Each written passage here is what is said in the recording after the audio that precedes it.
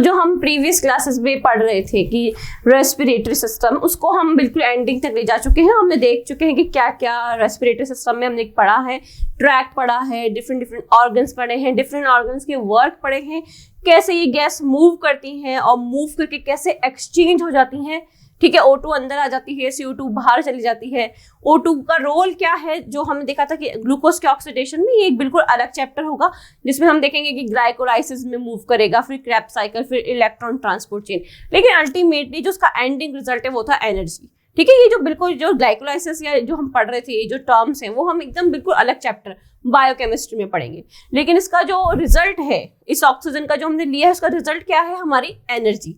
तो हमने कहा, हम बिल्कुल लास्ट तक पहुंच चुके थे, हमने ये भी देख लिया था कि हमारे लंग्स की वॉल्यूम क्या है, कैपेसिटी क्या है, एक्सचेंज कैसा है, ऑक्सीजन डिसोसिएशन कर्व क्या है, कुछ इफेक्ट हमने देखे थे, Bohr effect, हेल्डन effect, Hamburg effect. तो ये सब चीजें हम पढ़ चुके हैं।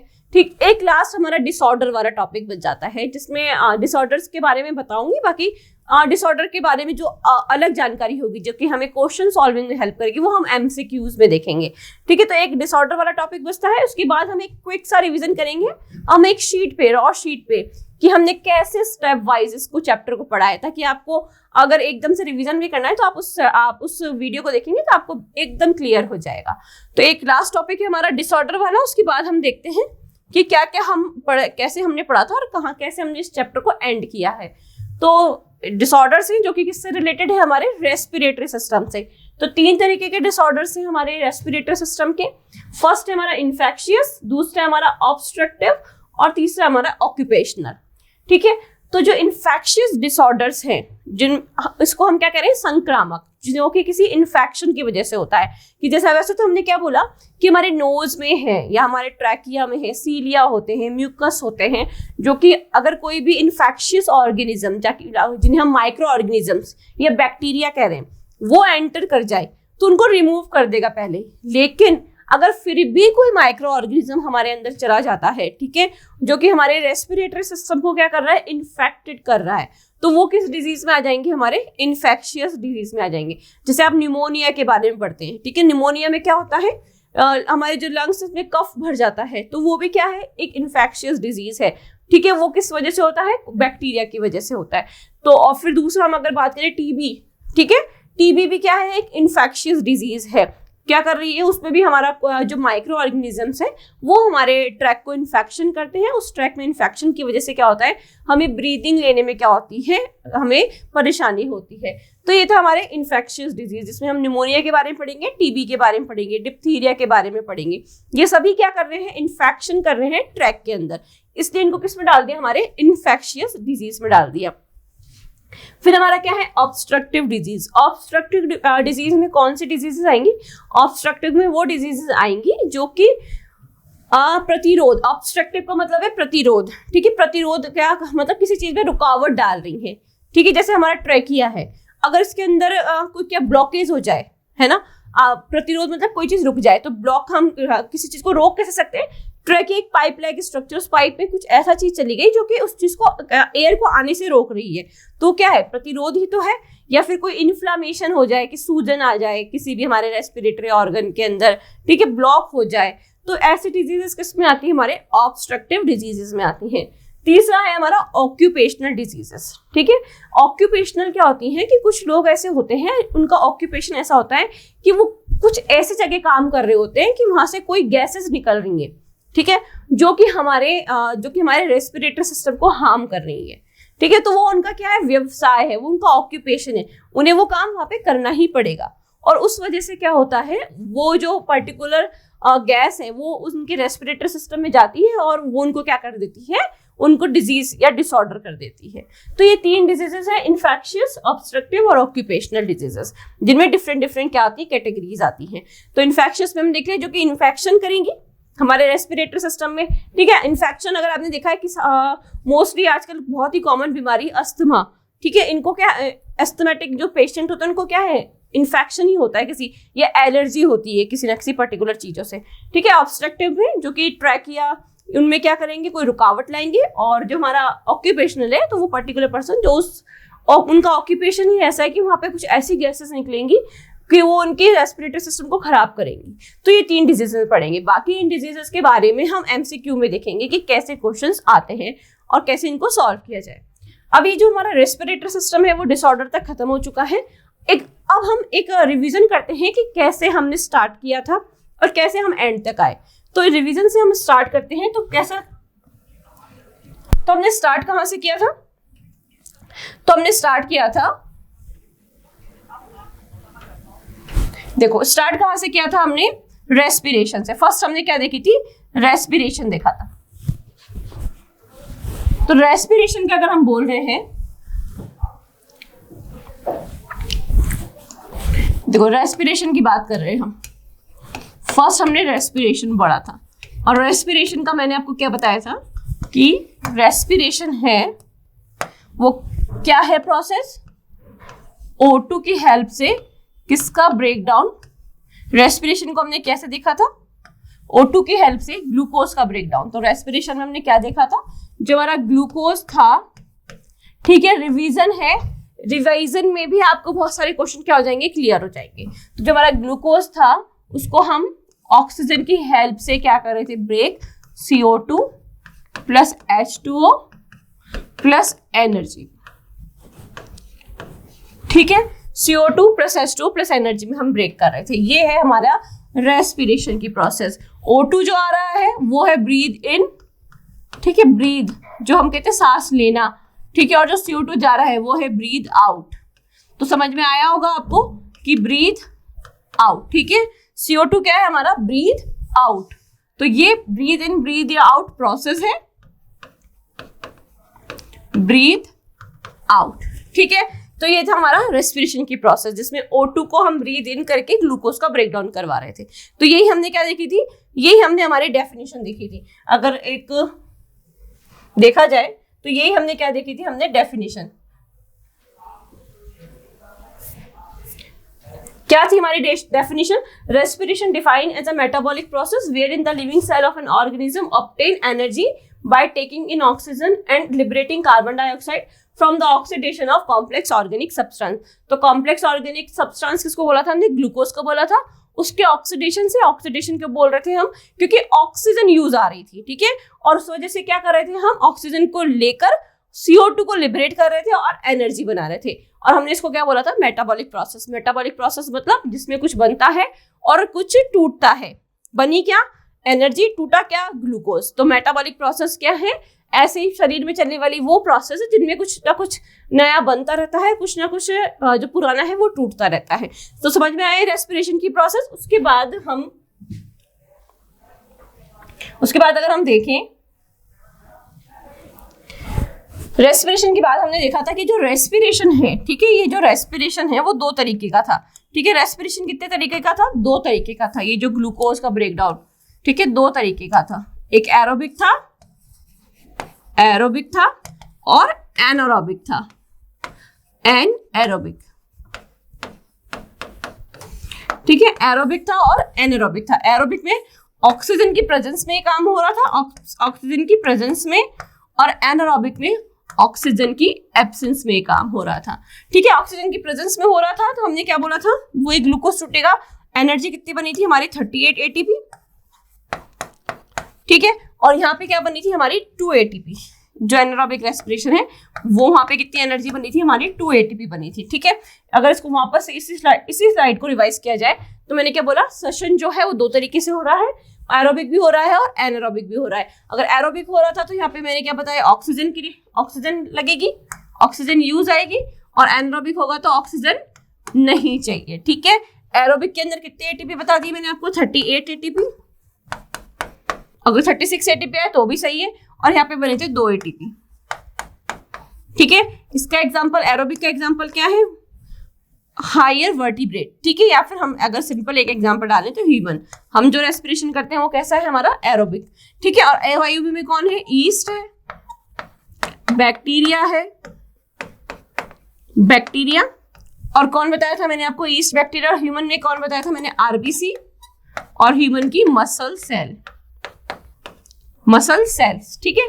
ये था हमारे एरोबिक और एनारोबिक। फिर उसके बाद हमने आगे क्या देखा था? उसके बाद हमने देखा था कि जो एरोबिक रेस्पिरेशन है, ठीक है, जो एरोबिक रेस्पिरेशन है वो कैसे होता है। तो जो ग्लूकोज है उसका ब्रेक डाउन हो रहा है ऑक्सीजन की प्रेजेंस में, और रिलीज क्या हो रहा है, हमारा कार्बन डाइऑक्साइड, वाटर प्लस हमारी एनर्जी, ठीक है। कैसे होती है ये प्रोसेस, तो पहले होता है ग्लाइकोलाइसिस, ठीक है, जो ग्लूकोज है वो टूटता है हमारे पायरुवेट में, ये पायरुवेट एंटर करता है माइटोकॉन्ड्रिया में। इसी वजह से हमने एरोबिक की साइड क्या बोली थी कि एरोबिक रेस्पिरेशन के लिए कौन सा ऑर्गेनल जरूरी है, हमारा माइटोकॉन्ड्रियम। अगर साइटोप्लाज्म भी आता है साथ में तो दोनों सही है, लेकिन अगर सिर्फ माइटोकॉन्ड्रिया है तो आपको किस पे क्लिक करना है, माइटोकॉन्ड्रिया पे। जो पायरुवेट है वो जाता है हमारे किसमें, हमारे माइटोकॉन्ड्रिया में, वहाँ पे क्रैब साइकिल होती है। क्रैब साइकिल को हम और क्या कहते हैं, citric acid cycle, electron transport chain, उसके बाद क्या बनता है, हमारा एटीपी बनता है, ठीक है। टोटल हमारा क्या बनता है, एटीपी, 32 एटीपी से बाकी की दो जो एटीपी हमारे यहाँ पर काम आ रहे हैं वो टोटल मिलके कितने बनते हैं, हमारे 38 एटीपी। दो जो एटीपी है वो यूज हो जाते हैं ग्लाइकोलाइसिस में, इसलिए अगर ऑप्शन में आपके पास 36 भी आए तो आपको क्या क्लिक करना है, 36 एटीपी आपको टिक करना है। तो ये थी हमारी किसके बाद, ये थी हमारा एरोबिक रेस्पिरेशन। जब हम एनारोबिक रेस्पिरेशन की बात कर रहे थे तो मैंने बताया था कि जो एनारोबिक रेस्पिरेशन है वो ऑक्सीजन के एब्सेंस में होगा, ठीक है, और कहाँ होता है, साइटोप्लाज्म में, ठीक है। जो ब्रेकडाउन है वो कहाँ होगा, साइटोप्लाज्म में। फिर अगर उसके बाद मैंने ये बोला कि एनारोबिक रेस्पिरेशन के जो प्रोडक्ट हैं वो अलग अलग होते हैं। एरोबिक का तो एक ही है, CO2, वाटर और एनर्जी, लेकिन एनारोबिक के अलग अलग है। डिपेंड किस में है, डिफरेंट डिफरेंट ऑर्गेनिज्म में, कि कौन से ऑर्गेनिज्म में क्या हो रहा है। अगर हम ईस्ट में बात करते हैं एनारोबिक रेस्पिरेशन की, तो ईस्ट में हमारा प्रोडक्ट क्या बनता है, ethanol plus CO2 plus energy. Energy कितनी, 2 ATP, ठीक है। तभी हम ये जो एनारोबिक प्रोसेस है, ठीक है, इसका जो ईस्ट का जो यूज है हम बियर या वाइन इंडस्ट्री में करते हैं। अगर हम कहाँ करें, हमारे मसल सेल की बात करें, ठीक है, हमारे मसल सेल्स या RBC जो मैंने बताया कि एक्सेप्शन है, वैसे तो पूरे ह्यूमन में क्या होता है हमारा एरोबिक रेस्पिरेशन, लेकिन अगर हम हमारे ह्यूमन की मसल सेल्स और RBC की बात करें तो वहाँ पे क्या होता है, एनारोबिक रेस्पिरेशन। तो जो एनारोबिक रेस्पिरेशन का प्रोडक्ट मसल सेल्स में क्या है, लैक्टिक एसिड प्लस एनर्जी, और एनर्जी कितनी है, 2 ATP। और मसल पेन का कारण भी मैंने यही बताया था कि जब हम ज़्यादा एक्सरसाइज करते हैं तो ज़्यादा मसल्स काम करेंगी, ज़्यादा मसल्स काम करेंगी तो ज़्यादा ऑक्सीजन यूज, ज़्यादा ग्लूकोज का ब्रेकडाउन होगा, और ज़्यादा ग्लूकोज का ब्रेकडाउन होगा तो जो प्रोडक्ट बन रहा है लैक्टिक एसिड, ये हमारे जाके जो हमारी मसल सेल में डिपॉजिट हो जाता है, और यही हमारे क्या होता है, पेन का कारण होता है। फिर जो नीचे वाली प्रोसेस है वो एरोबिक प्रोसेस है।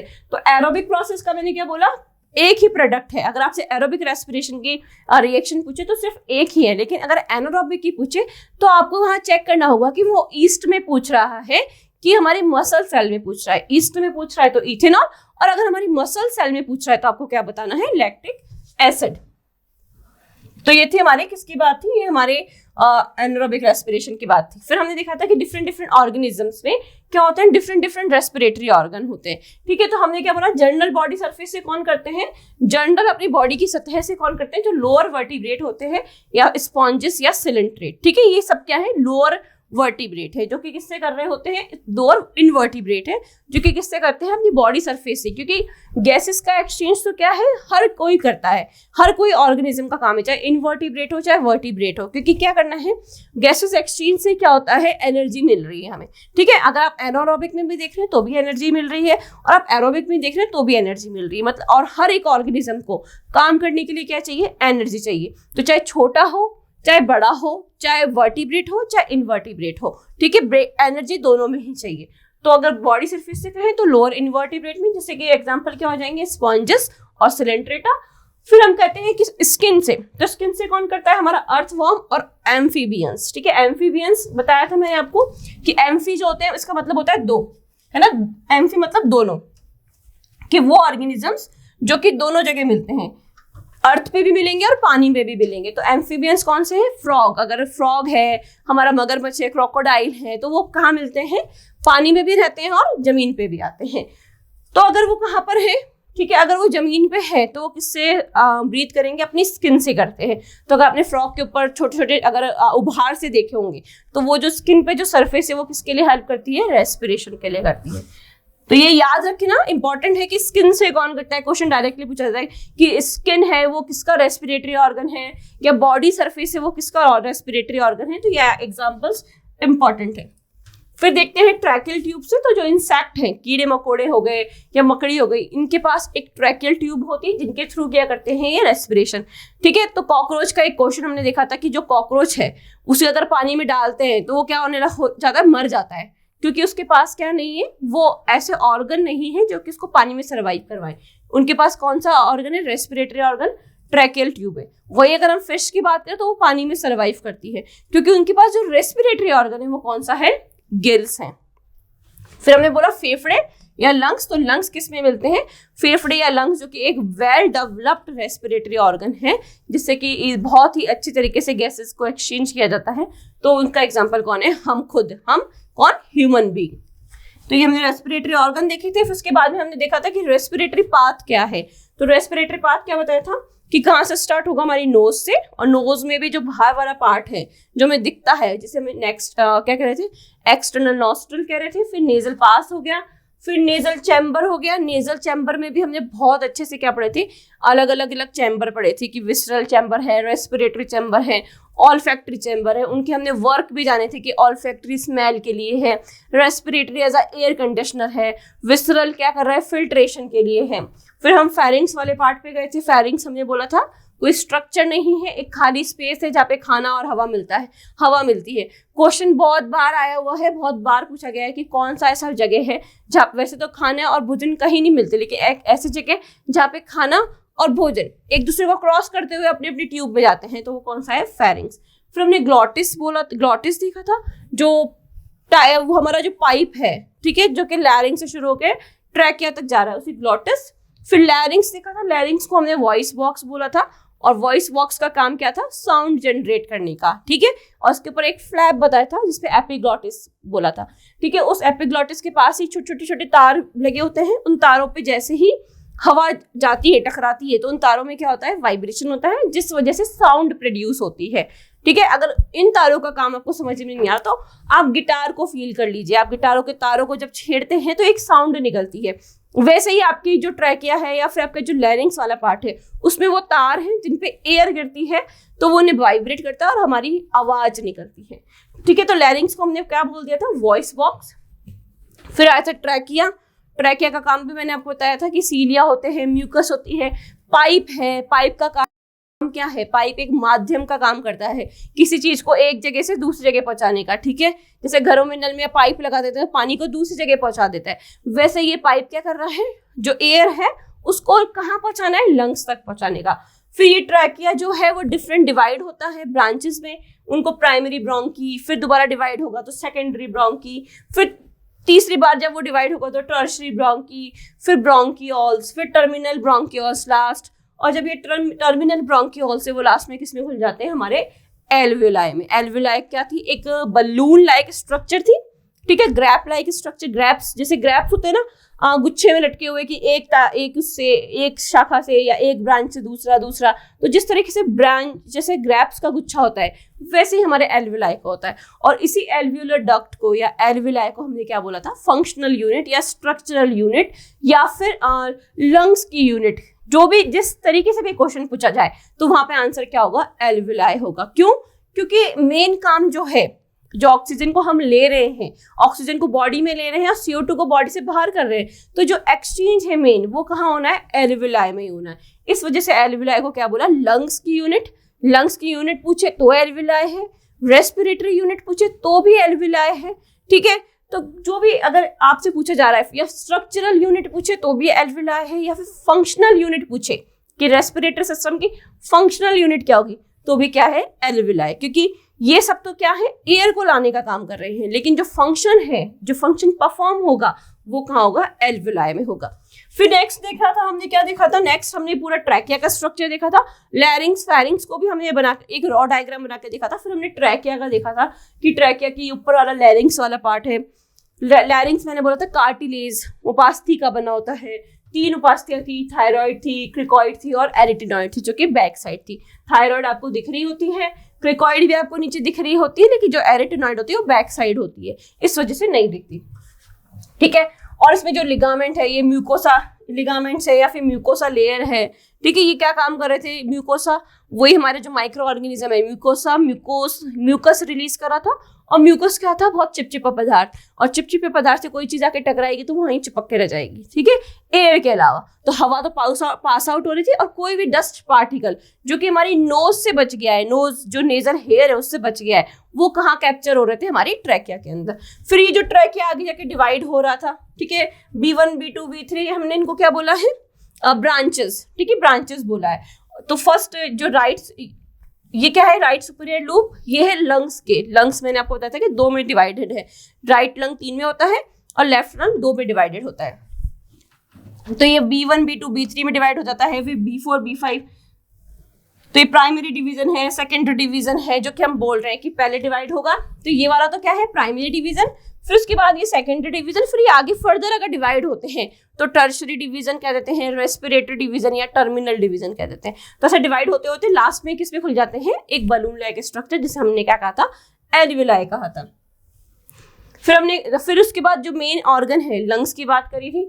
लंग्स को मेन क्या बोला है, रेस्पिरेटरी ऑर्गन बोला है, क्योंकि लंग्स ही इन सबको क्या कर रहा है, लंग्स के अंदर ये सारी स्ट्रक्चर है, इसलिए क्या है, ये मेन रेस्पिरेटरी ऑर्गन है।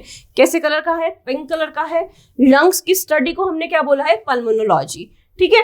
झिल्ली जो होती है, मेम्ब्रेन जो होती है लंग्स के ऊपर जो कवर होता है, वो कौन सा होता है, प्लूरा का होता है। जैसे हार्ट के ऊपर कार्डियक होता है, वैसे ही लंग्स के ऊपर होता है प्लूरा कवर। वजन हमने देखा था 1.3 kg के आसपास। फिर इसकी स्ट्रक्चर देखी थी, ठीक है। लंग्स 2 होते हैं, लेफ्ट और राइट होते हैं। लेफ्ट जो होता था वो 2 लोब्स में डिवाइडेड था, जो राइट था वो 3 में था, सुपीरियर था, मिडल था, इंफीरियर था। इन्हीं में ही क्या जाती हैं, ये ट्रैकियास की ब्रांचेस जाती हैं। ये जो ऊपर मेम्ब्रेन है वो प्लूरा मेम्ब्रेन है, ये जो मेम्ब्रेन है वो डबल मेम्ब्रेन होती है। इन दोनों मेम्ब्रेन के बीच में फ्लूइड भरा होता है। इस फ्लूइड का काम मैंने बताया था लुब्रिकेटिंग, ठीक है। प्लस ये बताया था कि जो लंग्स हम जब ब्रीद आउट या ब्रीद करते हैं या पीछे, वो किससे अटैच है, थोरेसिक कैविटी से अटैच है। तो जब भी ऑर्गन मूव करते हैं तो लंग्स भी ऊपर या नीचे जाते हैं। तो अगर ये ऊपर नीचे जाएंगे, अगर इन 2 मेम्ब्रेन के बीच में कुछ नहीं होगा तो ये मेम्ब्रेन्स क्या होती हैं, रप्चर हो सकती हैं। तो एक तो प्रोटेक्शन का काम और दूसरा लुब्रिकेटिंग का काम करता है ये प्लूरल फ्लूइड, ठीक है। ये डबल मेम्ब्रेन है, लंग्स कैसा है, डबल मेम्ब्रेन है। फिर जो लेफ्ट लंग है वो थोड़ा छोटा होता है और इसके अंदर एक खड्डा सा होता है। खड्डा क्यों होता है, क्योंकि वहां पे हमारा क्या आना होता है, हमारा हार्ट आना होता है। हमारा जो हृदय है वो हमारे लेफ्ट साइड में होता है, ठीक है। इस वजह से इसका जो स्ट्रक्चर है थोड़ा सा छोटा हो जाता है, क्योंकि हार्ट को भी वहां पे फिट रहना है। क्योंकि अगर आपने देखा है एक्सचेंज ऑफ गैसेस, उसमें हार्ट का भी काम है। तो लंग्स और हार्ट का काम एक साथ चलता रहता है, इस वजह से ये दोनों स्ट्रक्चर कैसी है, पास पास है। तो जो खड्डा है या फिर वो जो नॉच है उसको हम कहते हैं कार्डियक नॉच, क्योंकि वहां पे क्या आना है, हमारा हार्ट आना है। तो ये थी हमारी लंग्स की स्ट्रक्चर, ठीक है। ये इसके अंदर हमारे ट्रैकिया ओपन हो गए, कार्डियक नॉच हो गया, हमारे ब्रोंकस हो गए, डबल मेम्ब्रेन हो गई। उसके बाद हमने क्या देखा था, उसके बाद हमने ब्रीदिंग मैकेनिज्म देखी थी कि लंग्स तक तो आ गए। अब हम ब्रीथ कैसे करते हैं, तो ब्रीथ हम 2 तरीके से करते हैं, या तो हम इनहेल करते हैं, या तो हम सांस अंदर लेते हैं, या हम सांस बाहर छोड़ते हैं। अंदर लेने को हमने बोला था इनहेल और बाहर छोड़ने को हमने एक्सहेल बोला था।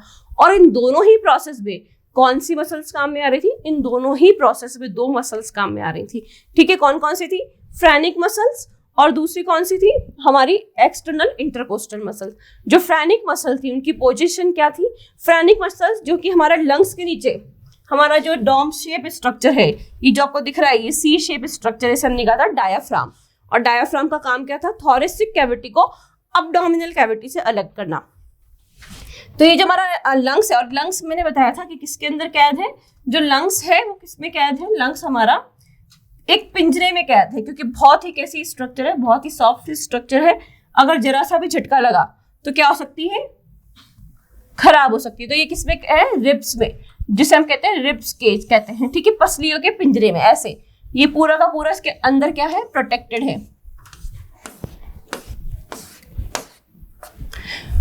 तो एक तो मसल जो ये रिब्स हैं इनके बीच की मसल, और दूसरा ये जो डायाफ्राम है, ठीक है, एक सेकेंड, ये जो रिब्स है इनकी मसल, और दूसरा क्या है, हमारा डायाफ्राम है। कहाँ है हमारा डायाफ्राम, ये नीचे की साइड जो मैंने C स्ट्रक्चर बताया है, ठीक है, ये जो C स्ट्रक्चर है उसके, तो यहाँ पे रिब केज है हमारा, इनके बीच में जो मसल्स है वो कौन सी है, हमारी फ्रेनिक मसल। इनके बीच में जब कॉन्ट्रैक्शन होगा, देखो ये डायाफ्राम है, ये C शेप स्ट्रक्चर है, ये हमारा डायाफ्राम है, ऊपर हमारा लंग्स है जो कि एक रिब के केज में प्रोटेक्टेड है, मतलब एक पसली के पिंजरे में प्रोटेक्टेड है। तो ये डायाफ्राम और ये जो रिब केज है इनके बीच में जो मसल है ये कौन सी थी, हमारी फ्रेनिक मसल। तो जब ये फ्रेनिक मसल है, जब ये कॉन्ट्रैक्ट होगी, जब इनमें खिंचाव होगा, तो ये ऊपर की तरफ उठेगी, और ऊपर की तरफ उठने से मैंने बताया था कि जो डायफ्राम है वो फ्लैट हो जाता है, क्योंकि ये खिंचेंगी तो ये साथ साथ खिंचेगा, क्योंकि इससे अटैच है। ये फ्लैट हुआ, फ्लैट होने से कोई चीज यूं थी अब यूं फ्लैट हो गई है, तो उसका एरिया बढ़ गया है। एरिया बढ़ने से क्या बताया था, प्रेशर कम हो जाएगा, ठीक है। फिर उसके बाद हमने देखा था कि जो एक्सटर्नल इंटरकोस्टल मसल्स है जो कि इन रिब्स केज में प्रेजेंट है, ठीक है, जो कि प्रोटेक्ट करा हुआ है, उनमें खिंचाव होगा, तो जो रिब केज है वो बड़ा खिंचेगा, तो उससे भी क्या होगा, कोई चीज ऊपर की तरफ खिंच रही है और बाहर की तरफ आ रही है, उससे भी हमारा एरिया क्या हो जाएगा, बढ़ जाएगा। तो इनहेलेशन में दो प्रोसेस हुई थी, कौन कौन सी हुई थी, कॉन्ट्रैक्शन हुआ था फ्रेनिक मसल में, और किसमें हुआ था, हमारे एक्सटर्नल इंटरकोस्टल मसल में। इन दोनों की वजह से क्या हो रहा था, कॉन्ट्रैक्शन या खिंचाव की वजह से हमारा जो लंग्स का एरिया है वो बढ़ रहा था, और उसके बढ़ने से क्या हो रहा था, एरिया जब बढ़ता है तो प्रेशर कम हो जाता है, और प्रेशर कम हो गया तो एयर कैसे कर रही थी मूव, अपने हाई प्रेशर से लो प्रेशर की तरफ मूव कर जाएगी। तो हाई प्रेशर कहाँ है, अभी हमारे एटमॉस्फेयर में है, तो एटमॉस्फेयर से कहाँ मूव कर गई, हमारे लंग्स में। तो ये थी हमारी इनहेलेशन की प्रोसेस। और हमने क्या बोला कि इस प्रोसेस में मसल कॉन्ट्रैक्ट हो रही है, इस वजह से कैसी प्रोसेस थी, एक्टिव प्रोसेस, क्योंकि मसल जब कॉन्ट्रैक्ट होती है तो उन्हें एनर्जी चाहिए होती है, इसलिए हमने इनहेलेशन को हमने एक्टिव प्रोसेस भी बोली थी। फिर हमने बोला एक्सहेलेशन की बात, तो एक्सहेलेशन में कुछ नहीं होता, जो दोनों मसल्स खिंच रही थी वापस से रिलैक्स हो जाएंगी, वापस से अपनी पोजीशन में आएंगी। तो उस पोजीशन में आने से जो एरिया बढ़ा था वो क्या हो गया, कम हो गया, और प्रेशर क्या हो गया, ज्यादा हो गया। और एयर मूव कैसे करेगी, अपने हाई प्रेशर से लो प्रेशर की तरफ, मतलब अब प्रेशर कहाँ ज्यादा है, लंग्स में ज्यादा है और एटमॉस्फेयर में कम है, तो क्या होगा, लंग्स से एयर बाहर निकल जाएगी एटमॉस्फेयर की तरफ, तो ये क्या हो जाएगा, ब्रीथ आउट हो जाएगा। तो एक थी इनहेलेशन की प्रोसेस और दूसरी थी एक्सहेलेशन की प्रोसेस। तो इनहेलेशन की प्रोसेस में मसल कॉन्ट्रैक्ट कर रही थी, इसलिए एनर्जी की जरूरत थी, इसलिए हम उसे एक्टिव प्रोसेस कह रहे थे। लेकिन जो एक्सहेलेशन की प्रोसेस है उसमें कोई कॉन्ट्रैक्शन नहीं हुआ है, उसमें रिलैक्सेशन हुआ है। और रिलैक्सेशन मतलब आराम की स्थिति, जब हम खुद जब आराम की स्थिति में आते हैं तो क्या कोई एनर्जी लगाते हैं, नहीं लगाते, सिंपल हम आराम में अपने बेड पे बैठ जाते हैं या लेट जाते हैं। तो ये कैसी प्रोसेस हुई, इनएक्टिव प्रोसेस। तो ये थी हमारी ब्रीदिंग मैकेनिज्म्स जो हमने दोनों पढ़ी थी, इनहेलेशन और एक्सहेलेशन। इनहेलेशन में मैंने फ्रेनिक मसल का काम बताया, फिर मैंने आपको बताया और उसका काम क्या है, डायाफ्राम और रिब्स के बीच में, किसमें, डायाफ्राम, इनकी पोजीशन आपको याद रखनी है कि कहाँ है, डायाफ्राम और रिब्स के बीच में। और जो एक्सटर्नल इंटरकोस्टल है वो दो रिब्स के बीच में है, ठीक है। रिब्स की स्ट्रक्चर बता दी कि कैसे होती हैं, 12 पेयर में होती है, और उन दोनों के बीच में जो मसल्स है वो थी हमारे एक्सटर्नल इंटरकोस्टल मसल्स। फिर एक्सहेलेशन की प्रोसेस बता दी कि एक्सहेलेशन जो सांस छोड़ने की प्रोसेस है उसमें क्या होता है, दोनों ही मसल्स रिलैक्स कंडीशन में आती हैं, और रिलैक्स की कंडीशन में आने से क्या होता है कि एरिया कम हो रहा है, प्रेशर बढ़ रहा है, प्रेशर बढ़ने की वजह से एयर बाहर की तरफ मूव कर जाएगी, क्योंकि एयर हाई प्रेशर से लो प्रेशर की तरफ मूव करती है।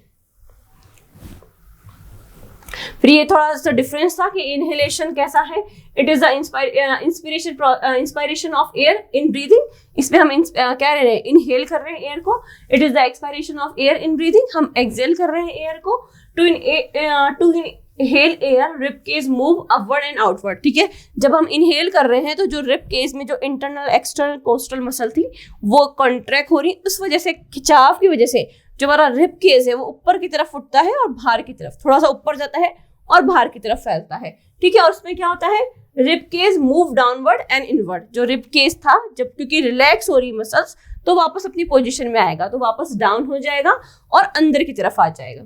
फिर क्या है, volume of the thoracic cavity increase, ठीक है, कोई चीज फैल रही है तो क्या हो गया, वॉल्यूम बढ़ गया, और कोई चीज वापस से अपनी पोजीशन पे आ रही है तो वॉल्यूम क्या हो जाएगा, डिक्रीज हो जाएगा। The muscles of diaphragm contract get flatten, ठीक है। इनहेल की प्रोसेस मैंने बोला था कि फ्रेनिक मसल्स जो कि इस डायफ्राम से अटैच है और रिब से अटैच है, वो अगर खिंच रही है तो डायफ्राम जो यू था वो खिंचाव की वजह से फ्लैट हो जाएगा। तो इनहेल की प्रोसेस में डायफ्राम की पोजीशन कैसी है, फ्लैट है।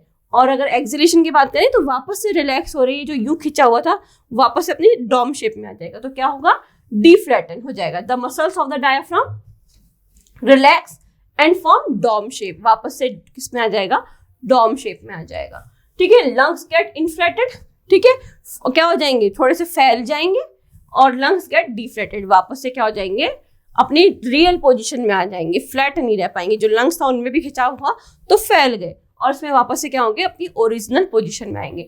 तो ये जो कंडीशंस है आपको याद रखनी है, क्योंकि क्वेश्चन ऐसे पूछा जाता है कि इनहेलेशन की प्रोसेस में कॉन्ट्रैक्शन होता है कि रिलैक्सेशन होता है। इनहेलेशन की प्रोसेस में डायफ्राम की पोजीशन क्या होती है, फ्लैट या डॉम होती है। इनहेलेशन की प्रोसेस में प्रेशर बढ़ता है, ठीक है, प्रेशर बढ़ता है कि प्रेशर कम होता है, थोड़े से कैविटी का वॉल्यूम बढ़ता है कि कम होता है। तो ये आपको प्रोसेस मुझे लगता है अच्छे से समझ में आ गई होगी कि आप बता पाएंगे कि इनहेलेशन के प्रोसेस में कॉन्ट्रैक्शन या खिंचाव होने की वजह से वो एरिया बढ़ता है, इस वजह से प्रेशर कम होता है। और एक्सहेलेशन के प्रोसेस में वापस ये जब ओरिजिनल पोजीशन में आते हैं, ओरिजिनल पोजीशन के आने की वजह से वापस से एरिया कम हो गया तो क्या होगा, प्रेशर बढ़ गया। तो ये था हमारा इनहेलेशन, कैसे हमने इन करी, एक्सहेलेशन कैसे हमने आउट करी एयर। फिर कुछ क्वेश्चंस हमने देखे थे, इन क्वेश्चंस को भी हमने बहुत अच्छे से सॉल्व किया था, एक एक पॉइंट ये भी देखा था कि ऑप्शन से कैसे सॉल्व कर सकते हैं, और ये भी देखा था कि हम क्वेश्चन से कैसे सॉल्व कर सकते हैं।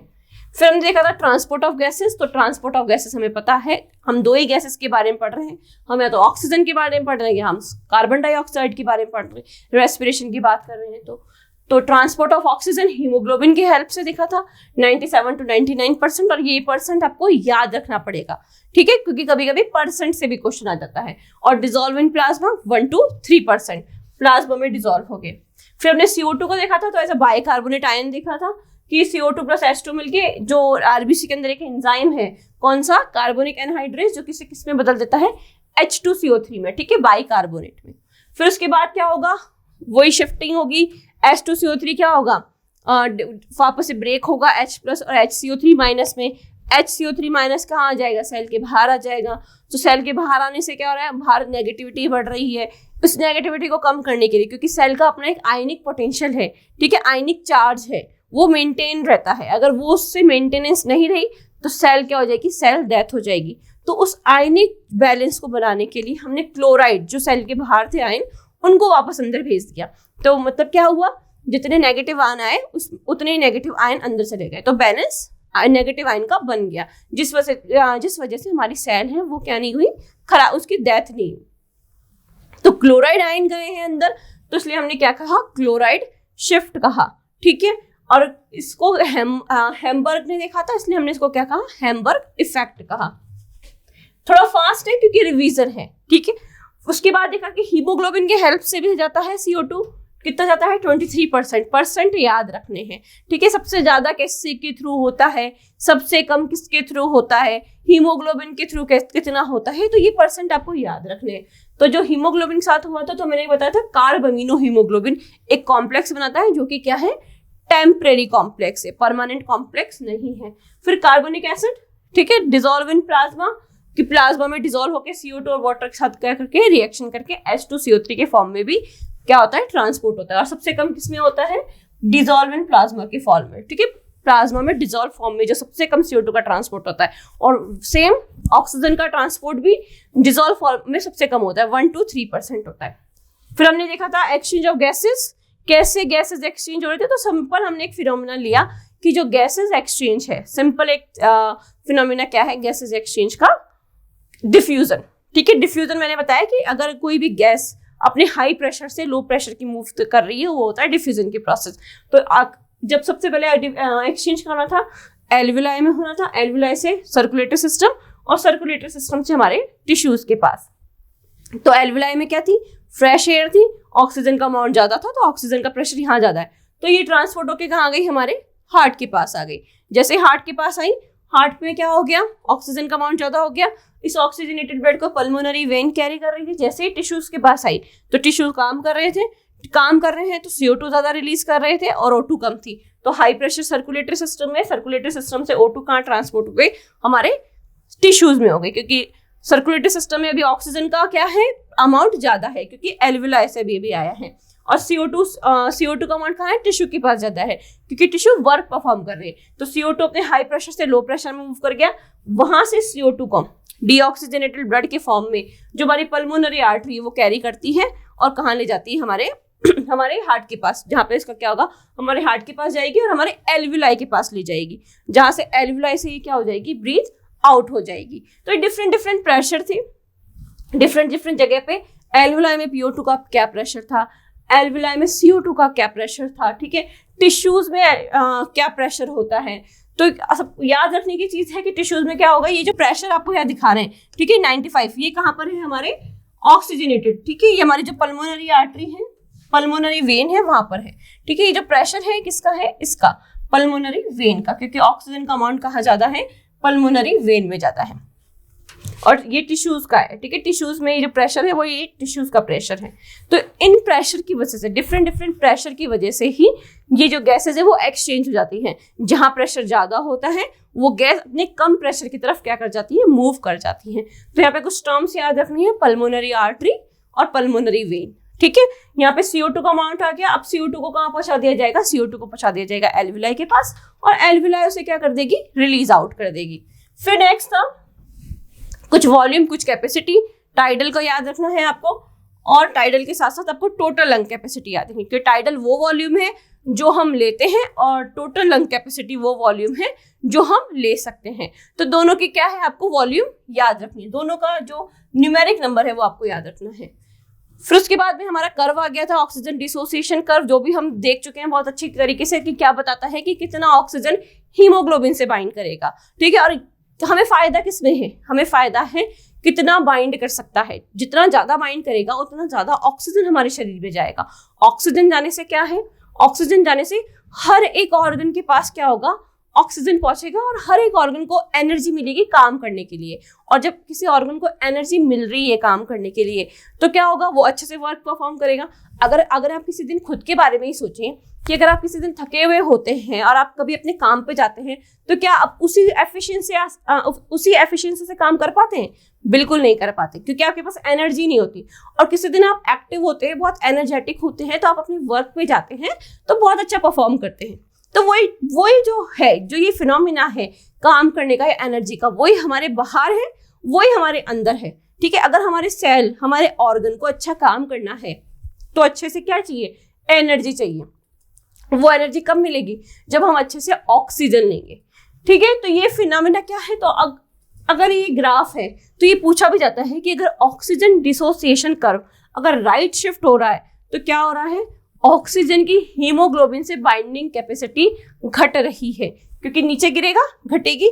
और क्या क्या कारण हो सकते हैं, अगर इंक्रीज टेम्परेचर हो, ठीक है, इंक्रीज टेम्परेचर मतलब CO2 का अमाउंट का ज़्यादा हो, O2 का कम हो, या फिर क्या हो, इंक्रीज 2-3 DPG हो, ठीक है, या इंक्रीज H+ हो। H+ का फिनोमिना कहाँ से आया है, H+ का फिनोमिना CO2 वाले से आया है, कि जब CO2 क्या कर रहा था, ये जो H+ का फिनोमिना है, देखो CO2 क्या कर रहा था, CO2 प्लस वाटर से रिएक्ट कर रहा था और किस में कन्वर्ट हो रहा था, H2CO3 में, ठीक है।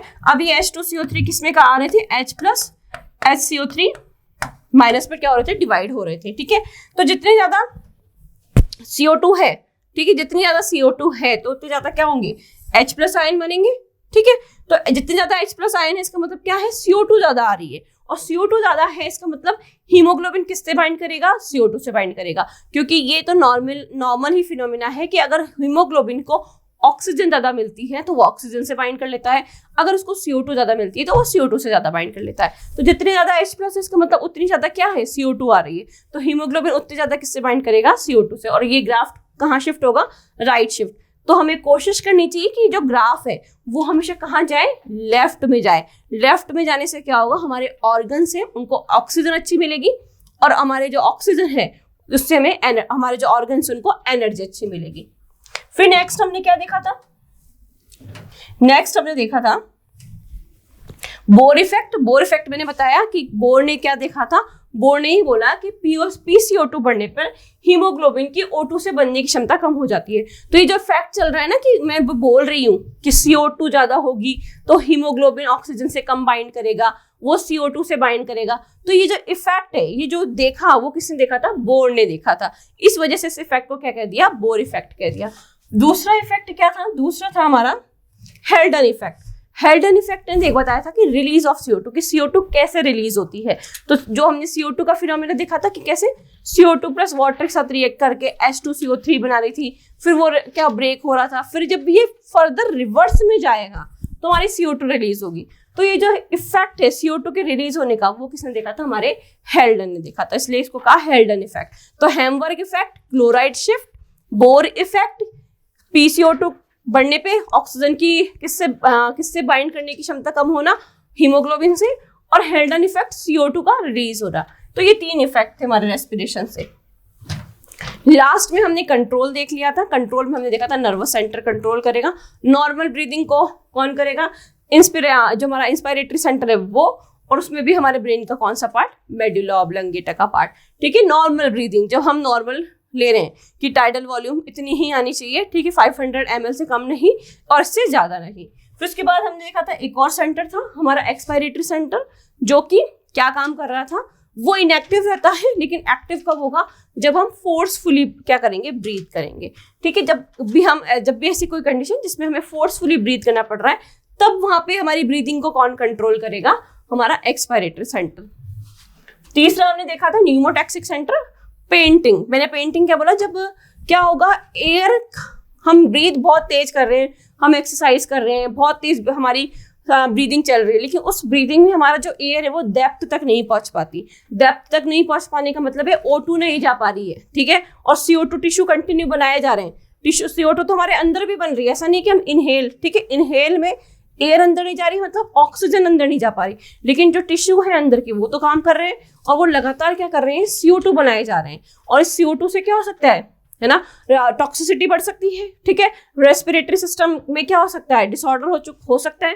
तो इस CO2 को जो ज्यादा बन रही है उसको भी बाहर निकालना, तो उस प्रोसेस को कैसे कंट्रोल किया जाए?